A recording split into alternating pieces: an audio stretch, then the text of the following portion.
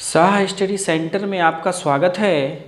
आज मैं बायोलॉजी का ऑब्जेक्टिव का तीसरा पार्ट बताने जा रहा हूं, जो मैट्रिक 2021 के लिए बहुत ही इम्पोर्टेंट क्वेश्चन है। इस वीडियो को आप बार बार देखिएगा और पूरा देखिएगा। इस वीडियो को पूरा देखने के बाद आपको वीडियो बहुत बढ़िया से समझ में आएगा और ये पार्ट 1, पार्ट 2 और पार्ट 3 ये 3 पार्ट अब तक मैं डाल चुका हूँ। ये तीनों पार्ट में सभी क्वेश्चन इंपॉर्टेंट है। 2021 में इसमें से लगभग क्वेश्चन फंसने की संभावना है। तो देखते हैं क्वेश्चन पार्ट 3 में क्या है। ऐसे आज गर्मी भी बहुत ज़्यादा है और देखते हैं फ्लोएम। तो इसमें आज का क्वेश्चन का टॉपिक मैं उठाया हूँ परिवहन चैप्टर से।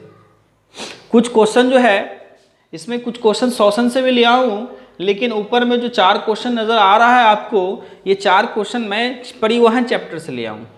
तो आपको मैं जस्ट बताया था जय प्रक्रम के अंतर्गत जो आता है 5 चीज़ आते हैं। पहला पोषण, दूसरा शोषण, तीसरा परिवहन, चौथा उत्सर्जन और 5वां जनन।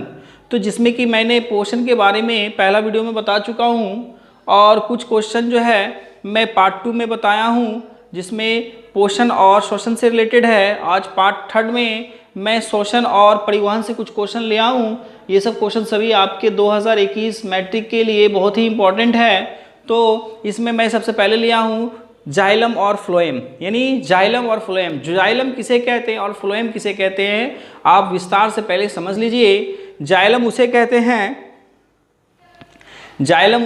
हैं जब पेड़ पौधे जब जड़ या खनिज लवण मिट्टी से अवशोषित करके जड़ उसे अवशोषित करके पत्ती तक जो पहुंचाता है, वो जाइलम का काम है। यानी जाइलम उस जाइलम की प्रक्रिया कहलाती है। फ्लोएम किसे कहते हैं, जब पत्ती अपना भोजन प्रकाश संश्लेषण की प्रक्रिया में तैयार कर लेता है। उस तैयार किए हुए भोजन को जब एक स्थान से दूसरे जगह स्थानांतरित करती है, यानी कि पेड़ पौधे के हर पार्ट्स में जो पहुंचाती है, उसे ही हम फ्लोएम कहते हैं। यानी वो फ्लोएम कहलाती है। यानी बना हुआ खाद्य पदार्थ, यानी बना हुआ भोजन जब पेड़ पौधे के हर हिस्से में जो पहुंचाती है, उसे हम फ्लोएम कहते हैं। यानी वो फ्लोएम का काम है। तो जाइलम का काम क्या है, जाइलम का काम जो है आपको बना हुआ भोजन को, जाइलम का काम जो है आपको जड़ों से पानी खनिज लवण को अवशोषित करके पत्ती तक पहुंचाना है। ठीक है, तो आइए देखते हैं जाइलम और फ्लोएम से क्वेश्चन। पहला क्वेश्चन है आज का, फ्लोएम से खाद्य पदार्थों का परिवहन पौधे में किस दिशा में होती है। तो फ्लोएम के बारे में बताएं अभी। फ्लोएम उसे कहते हैं जब खाना बन जाता है, पेड़ पौधा जब प्रकाश संश्लेषण की प्रक्रिया द्वारा भोजन तैयार कर लेती है, तो भोजन को वो जो डिस्ट्रीब्यूट करता है। तो जाहिर सी बात है, भोजन का जो डिस्ट्रीब्यूट बना हुआ खाद्य पदार्थ को जब डिस्ट्रीब्यूट करने का नौबत आएगा, तो वो ऊपर में, तो किस दिशा में होती है, क्वेश्चन बोला किस दिशा में होती है, तो वो ऊपर में भी हो सकती है और नीचे में भी हो सकती है। तो इसको सिंपली आप ये इस तरीके से समझिए, जब खाना को जब बांटना है, पेड़ पौधा जब खाना बांटेगा तो ऊपर में भी बांटेगा और नीचे में भी बांटेगा। जाहिर से इसका आंसर क्या होगा, ऊपर भी होगा और नीचे भी होगा। तो क्वेश्चन एक बार फिर से हम रिपीट करते हैं, फ्लोएम से खाद्य पदार्थों का परिवहन पौधे में किस दिशा में होती है। तो किस दिशा में होती है, तो इसका आंसर जस्ट में होता है ऊपर और नीचे दोनों दिशा में होती है। खाना जब बनेगा तो पत्ते का पेड़ पौधे का हर हिस्से को चाहिए खाना, पेड़ पौधे के हर पार्ट्स को चाहिए। तो खाना का जो स्थानांतरण होगा फ्लोएम के थ्रू, वो पेड़ पौधे के हर हिस्से में होगी, ऊपर में भी होगी और नीचे में भी होगी, ऊपर से भी होगी और नीचे से भी होगी। तो समझ में आ गया होगा। नेक्स्ट क्वेश्चन देखते हैं, जाइलम में जल घुलित और खनिज लवणों का बहाव किस ओर होती है। तो जाहिर सी बात है, जाइलम के बारे में अभी जस्ट मैंने बताया। जाइलम का मतलब जड़ जो है मिट्टी से पानी और खनिज लवण को अवशोषित कर पत्ती तक पहुंचाती है। यानी जड़ कहाँ होता है, जड़ नीचे होता है। जड़ कहाँ होता है, नीचे होता है, और पत्ती कहाँ होती है, ऊपर होती है। तो इसका मतलब ये हुआ कि जाइलम जो होती है, ये जाइलम में जल और घुलित खनिज लवण का बहाव किस ओर होती है, तो याद रखना ऊपर की ओर। तो जाहिर सी बात है, नीचे से ऊपर जाएगा तो ऊपर की ओर होती है। नेक्स्ट क्वेश्चन देखते हैं, जाइलम का क्या काम है। तो अभी जस्ट मैं बताया हूँ, जाइलम का काम है, यानी जड़ जो है मिट्टी से खनिज लवण और जल को जो है वो अवशोषित करके पत्ती तक पहुंचाते हैं, यही काम है। फिर से एक बार रिपीट करते हैं, जाइलम का क्या काम है, जल एवं घुलित खनिज पदार्थों को जड़ से पत्ती तक पहुंचाने का काम जाइलम का है। जाइलम का क्या काम है? जड़ से पत्ती तक किसी खनिज लवण को या जल को पहुंचाना जाइलम का काम है। फ्लोएम का क्या काम है? फ्लोएम का मैंने बताया, फ्लोएम का क्या काम है? फ्लोएम का काम है जो खाना बन जाता है यानी निर्मित खाद्य पदार्थों का स्थानांतरण एवं वितरित करना। स्थानांतरण एवं वितरित का मतलब जब प्रकाश संश्लेषण की प्रक्रिया में पेड़ पौधा जब भोजन तैयार कर लेता है तो उस भोजन को पत्ती जो है पेड़ के हर हिस्से में पहुंचाता है। तो यही काम है, निर्मित खाद्य पदार्थों का स्थानांतरण करना और वितरित करना। नेक्स्ट क्वेश्चन है श्वसन कैसी क्रिया है?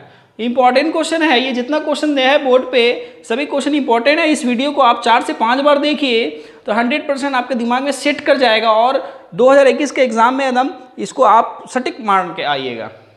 श्वसन कैसी क्रिया है? तो श्वसन अपचयी क्रिया। श्वसन कैसी क्रिया? अपचयी क्रिया। श्वसन कैसी क्रिया है? अपचयी क्रिया। अब नेक्स्ट क्वेश्चन है श्वसन प्रक्रम में ग्लूकोज का क्या होता है? श्वसन जब होते हैं, जब सांस लेते हैं और छोड़ते हैं, सांस लेने और छोड़ने की प्रक्रिया में जो भी शरीर में परिवर्तन, जो भी क्रिया होती है उसी को हम श्वसन कहते हैं। तो श्वसन प्रक्रम में ग्लूकोज का क्या होता है? तो ऑक्सीकरण होता है। क्या होता है? ऑक्सीकरण होता है। श्वसन के थ्रू हम ऑक्सीजन लेते हैं और ऑक्सीजन जो हमारे शरीर में ऑक्सीकरण करके खाना को क्या करते हैं? ग्लूकोज को तोड़ करके वो एनर्जी पैदा करता है। तो याद रखना है क्या है? श्वसन प्रक्रम में ग्लूकोज का क्या होता है? तो ऑक्सीकरण होता है। नेक्स्ट क्वेश्चन है श्वसन में ऑक्सीकरण की क्रिया कहाँ संपन्न होती है? तो ये भी क्वेश्चन इंपॉर्टेंट है। श्वसन के ऑक्सीकरण की क्रिया कहाँ संपन्न होती है? याद रखना है माइटोकॉन्ड्रिया में होती है। कहाँ होती है? माइटोकॉन्ड्रिया। कहाँ होती है? माइटोकॉन्ड्रिया होती है। ठीक है, अब नेक्स्ट देखते क्या है क्वेश्चन। क्या है? पानी और घुलित खनिज का पौधों में स्थानांतरण होता है। जस्ट अभी मैं बताया था कि जाइलम में जो होता है, जड़ जो है पेड़ पौधे के जो जड़ होता है वो जमीन से जल और खनिज लवण को ग्रहण करके पत्ती तक पहुंचाता है। यही है क्वेश्चन। पानी और घुलित खनिज का पौधा में स्थानांतरण होता है किसके द्वारा? जाइलम के थ्रू। क्या होगा? जाइलम नलिकाओं के द्वारा। क्वेश्चन क्या है? पानी एवं घुलित खनिज का पौधों में स्थानांतरण होता है जाइलम नलिकाओं द्वारा। नेक्स्ट क्वेश्चन है जाइलम में किस प्रकार की कोशिका होती है? तो याद रखना है जाइलम में जो कोशिका होती है वो मृत होती है। जाइलम में जो कोशिका होती है वो मृत होती है यानी मरी हुई होती है। फ्लोएम में जो कोशिका होती है वो जीवित कोशिका होती है। फ्लोएम में जो कोशिका होती है वो जीवित कोशिका होती है। फ्लोएम में जो कोशिका होती है वो, तो पौधों में खाद्य पदार्थों का स्थानांतरण जो होता है वो किस रूप में होता है? पौधों में जो खाद्य पदार्थों का स्थानांतरण होता है वो सुक्रोज के रूप में होता है। पौधों में खाद्य पदार्थों का जो स्थानांतरण होता है वो सुक्रोज द्वारा होता है। नेक्स्ट क्वेश्चन है रक्त लाल क्यों होता है? रक्त जो यानी खून जो लाल होता है हीमोग्लोबिन के कारण होता है। यही हीमोग्लोबिन में जो हम लोग सांस लेते हैं, सांस के द्वारा जो ऑक्सीजन जाता है वो हीमोग्लोबिन में ही कलेक्ट होकर के ये जो है हमारे शरीर में हर भाग में पहुंचाता है। तो हीमोग्लोबिन, रक्त लाल क्यों होता है? तो हीमोग्लोबिन के कारण होता है। हृदय में वैस्यों का शिथिलन कहलाता है। एक शिथिलन होता है, एक संकुचन होता है। शिथिलन का मतलब होता है डायस्टोलिक, जिसको हम बोलते हैं, सुने होंगे, सिस्टोलिक और डायस्टोलिक। जब रक्तचाप मापते हैं हृदय में दो क्रिया होती है, सिस्टोलिक और डायस्टोलिक। यानी हृदय में जैसे मनुष्य के शरीर का जो रक्तचाप जो होता है, सामान्य मनुष्य का रक्तचाप होता है 120/80, यानी सिस्टोलिक जो होता है 120 होता है और डायस्टोलिक जो होता है वो 80 होता है।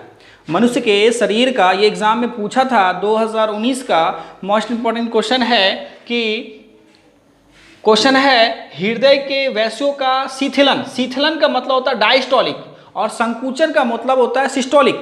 संकुचन यानी कि हृदय का संकुचन होता है मतलब सिस्टोलिक, और हृदय का शिथिलन जो होता है, हृदय का शिथिलन का मतलब हो गया डायस्टोलिक। यानी डायस्टोलिक पूछता है कि मनुष्य का जो शरीर में जो रक्तचाप होता है, रक्तचाप में शिथिलन कितना होता है? शिथिलन जो होता है वो 80 होता है, डायस्टोलिक जिसको बोलते हैं 80 होता है। और संकुचन का मतलब होता है सिस्टोलिक मनुष्य के शरीर में जो रक्तचाप का जो सिस्टोलिक होता है वो 120 होता है। अब हृदय में वैस्यों की संख्या कितनी है? तो हृदय में जो वैस्यों की संख्या है 4, यानी हृदय 4 भागों में बटा हुआ। हृदय में वैस्यों की संख्या कितनी है? वैष्मों की संख्या 4 है। हृदय में वैष्मों की संख्या 4 है। ठीक है, अब नेक्स्ट देखते क्या है। नेक्स्ट स्टेप, आज नेक्स्ट क्वेश्चन देखते हैं। सामान्यतः मनुष्य का रक्तचाप, रक्तचाप का मतलब होता है बीपी, बीपी का फुल फॉर्म हो गया ब्लड प्रेशर। ब्लड प्रेशर जो होता है ये जाहिर जनरली ये हार्ट से रिलेटेड होता है। बट ब्लड प्रेशर जो होता है ये जनरली हार्ट से रिलेटेड होता है। हार्ट को जब ब्लड को पंप करने में जब ज़्यादा ताकत लगता है, यानी ज़्यादा प्रेशर देना पड़ता है हार्ट को, तो उसी को बोलते हैं ब्लड प्रेशर। यानी किसी कारण शरीर में कोई प्रॉब्लम आ जाने के कारण शरीर में ब्लड क्या होती है, मोटा हो जाती है। शरीर में जब ब्लड मोटा हो जाता है या किडनी प्रॉब्लम की वजह से भी ब्लड प्रेशर की ग्रोथ होती है, यानी ब्लड प्रेशर बढ़ती है। तो यहाँ पर हम देखते हैं क्वेश्चन बोल रहा है सामान्यतः जो आदमी स्वस्थ है, स्वस्थ मनुष्य का रक्तचाप कितना होता है, यानी स्वस्थ मनुष्य का रक्तचाप जो होता है 120/80 होता है। ये भी क्वेश्चन इंपॉर्टेंट है, यानी कि इस वीडियो में जितना भी क्वेश्चन मैं दे रहा हूँ इससे लगभग 4 से 5 क्वेश्चन 100% आपका एग्जाम में रहेगा। तो इस वीडियो को अंत तक जरूर देखिएगा और बार बार देखिएगा। बार बार देखने से ये होगा कि वीडियो बार बार देखने से आपको वीडियो का हर एक क्वेश्चन का पार्ट याद हो जाएगा। तो सामान्यतः मनुष्य का जो रक्तचाप होता है वो 120/80 होता है। अब हम नेक्स्ट आते हैं, हृदय के वैष्णों में संकुचन क्या कहलाता है। हृदय के वैष्णों में जो संकुचन होता है, हृदय के वैष्णों में जो संकुचन होता है उसको कहते हैं हम सिस्टोल, जिसको हम सिस्टोलिक भी बोलते हैं। सुने होंगे सिस्टोलिक डायस्टोलिक, सिस्टोलिक डायस्टोलिक। ये सिस्टोलिक और डायस्टोलिक होता क्या है इसके बारे में मैं हृदय वाला इसमें बता दूं, ये फिगर बना करके बताऊंगा, उसमें आप देख लीजिएगा। सिस्टोलिक मतलब जब जो है ब्लड जब पंप करता है, हार्ट जब पंप करता है, जब पंप इस तरीके से हुआ सिस्टोलिक हुआ, ब्लड छोड़ा तो ये डायस्टोलिक हुआ। तो सिस्टोलिक जो होता है, क्वेश्चन बनता है कि हृदय के वैष्णों में संकुचन क्या कहलाता है। तो हृदय के वैष्णों में संकुचन जो है वो सिस्टोलिक कहलाता है। और एक क्वेश्चन अभी जस्ट मैं बताया था कि हृदय में शिथिलन, हृदय में शिथिलन क्या कहलाता है। तो हृदय में शिथिलन जो होता है वो डायस्टोलिक कहलाता है, यानी डायस्टोल कहलाता है। क्या कहलाता है, डायस्टोलिक। तो जिसको बोलते हैं सिस्टोलिक और डायस्टोलिक। जनरली मनुष्य के शरीर का जो रक्तचाप होता है, मनुष्य के शरीर का जो रक्तचाप होता है यानी बीपी जो होता है, सिस्टोलिक जो होता है वो 120 डिग्री होना चाहिए और डायस्टोलिक जो होता है वो 180 होना चाहिए। ये क्वेश्चन 2018 में पूछा है कि मनुष्य के शरीर का सिस्टोलिक चाप कितना होता है। तो सिस्टोलिक जो होता है 120 होता है और डायस्टोलिक होता है 80। तो आगे क्वेश्चन देखते हैं, आगे क्वेश्चन में क्या बोल रहा है।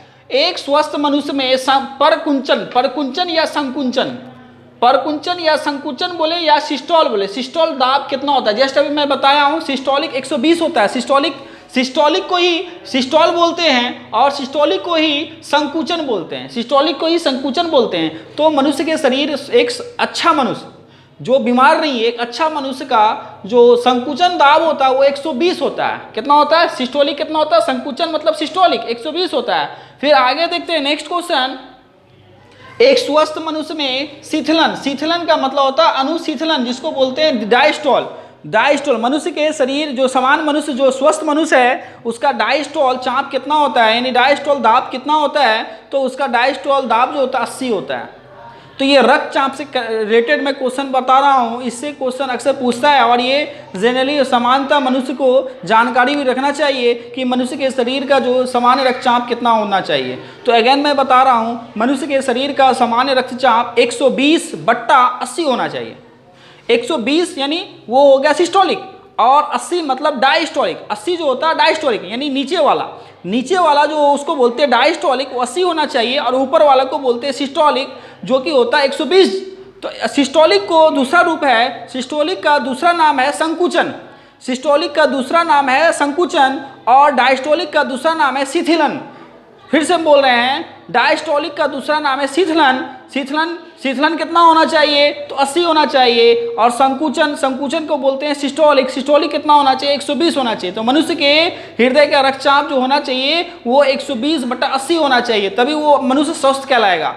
और जनरली 140 से 140/90 जो मनुष्य को हाइपरटेंशन कहलाता है, 140/90 जिसका हो तो उसको जनरली हाइपरटेंशन के रूप में या ब्लड प्रेशर की बीमारी के रूप में गिना जाता है। 140/90 से ज़्यादा अगर किसी का ब्लड प्रेशर है तो उसको ब्लड प्रेशर की दवा लेनी पड़ती है। और मिनिमम जनरली जो एक स्वस्थ मनुष्य का कभी कभी 110/70 भी रहता है, तो 110/70 जो ब्लड प्रेशर वो भी नॉर्मल माना जाता है। ठीक है, अब नेक्स्ट क्वेश्चन आते हैं ईसीजी। ईसीजी का फुल फॉर्म क्या? ईसीजी जनरली जो होता है ये हार्ट का जो है यानी हार्ट बीट यानी हार्ट का जो रेट देखा जाता है कि हार्ट का जो चाल है वो सही चल रहा है या नहीं है। हार्ट यानी ईसीजी का काम जो है हार्ट बीट को काउंट करना, ये हार्ट का चाल को देखना कि हार्ट का चाल सही चल रहा है कि नहीं, हार्ट में ब्लॉकेज तो नहीं है। तो ये ईसीजी का फुल फॉर्म होता है। ईसीजी जनरली हार्ट से रिलेटेड जांच है। ईसीजी जनरली छाती में लगा करके जांच किया जाता है। ईसीजी का फुल फॉर्म होता है इलेक्ट्रोकार्डियोग्राम। ईसीजी का फुल फॉर्म होता है इलेक्ट्रोकार्डियोग्राम। जनरली ये हार्ट से रिलेटेड जांच है। हार्ट का ये चेक किया जाता है कि हार्ट का यानी कि कितना मिनट में कितना धड़क रहा है, हार्ट का चाल कितना है, हार्ट कितना पिकअप में चल रहा है, हार्ट में कोई ब्लॉकेज तो नहीं है। ये सिर्फ चेक करने के लिए ईसीजी किया जाता है। ईसीजी का फुल फॉर्म होता है इलेक्ट्रोकार्डियोग्राम। अब आते हैं नेक्स्ट, देखते हैं क्या है। नेक्स्ट है मनुष्य के हृदय में कोष्ठों की संख्या कितनी है? तो मनुष्य के हृदय में कोष्ठों की संख्या, कोष्ठ का मतलब खटाल, खटाल मतलब खाना, रूम जिसको बोलते हैं रूम। मनुष्य के हृदय में टोटल 4 रूम है। 4 रूम को ही बोलते हैं कोष्ठ।